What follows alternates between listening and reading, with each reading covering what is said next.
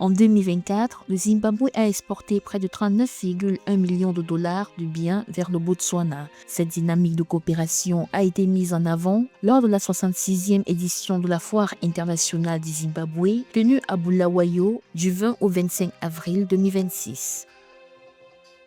La Banque centrale du Kenya a annoncé le 24 avril 2026 une émission obligataire de 80 milliards de shillings, soit environ 520 milliards de dollars. L'Afrique du Sud a approuvé un vaste plan directeur de modernisation de son réseau ferroviaire, estimé à près de 121 milliards de dollars.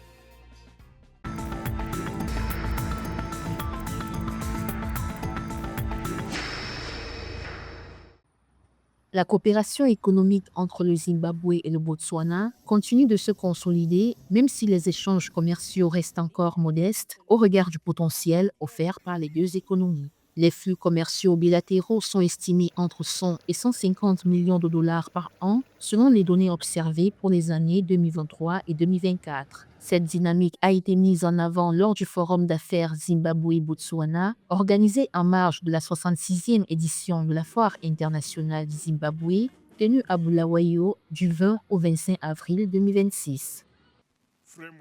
Je propose un cadre progressif pour l'utilisation des documents nationaux, à la place du passeport en commençant par les communautés frontalières.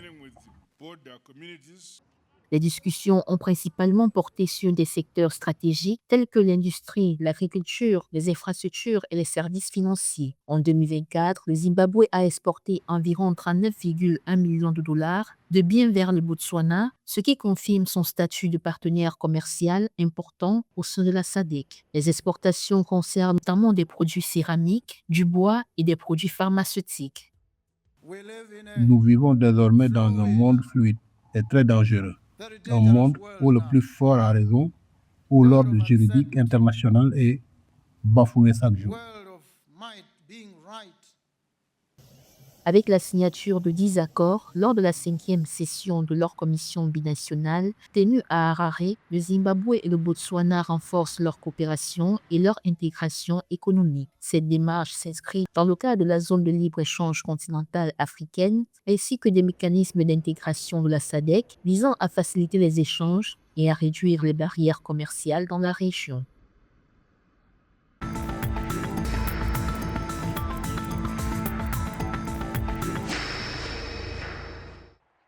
La Banque centrale du Kenya a annoncé le 24 avril 2026 une émission obligataire de 80 milliards de shillings, soit environ 520 milliards de dollars, afin de financer le budget et les projets d'infrastructure du pays. L'opération porte sur 3 obligations du Trésor à coupon fixe rouverte avec des maturités différentes et des taux annuels de 12%, 12,873% et 13,924%. Cette émission vise à mobiliser l'épargne intérieure pour répondre aux besoins de financement de l'État dans un contexte de recours accru à la dette publique.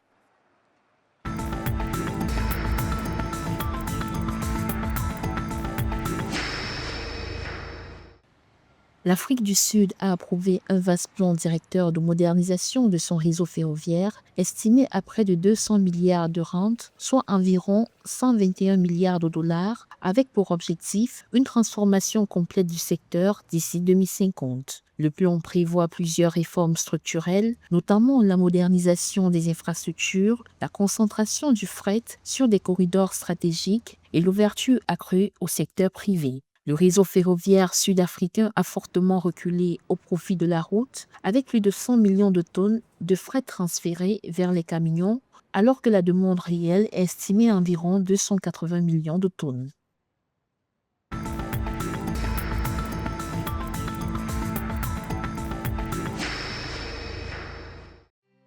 Le Niger a mobilisé 29,582 milliards de francs CFA sur le marché financier de l'UMOA à l'issue d'une émission simultanée d'obligations assimilables du Trésor de 3 et 5 ans. L'État avait initialement mis en adjudication 35 milliards de francs CFA, soit un taux de couverture de 84,52%.